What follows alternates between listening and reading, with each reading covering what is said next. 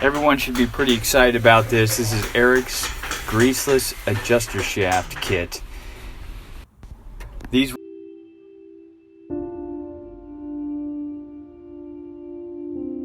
not too difficult to put in.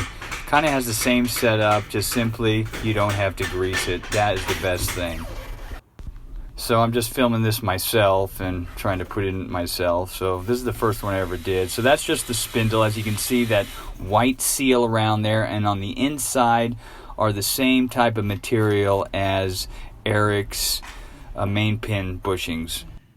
Comes with the same spindle nut that you're going to put on the same triple lip type of seal. It's not the same OEM triple lip seal, but it's very similar.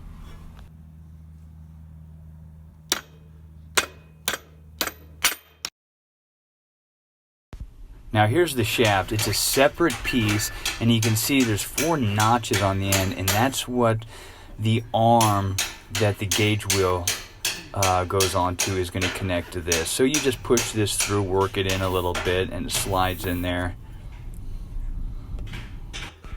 Now here's the arm of the shaft. See, it has the 4 notches to line up, and make sure you have it adjusted right for the depth. It matches the other ones.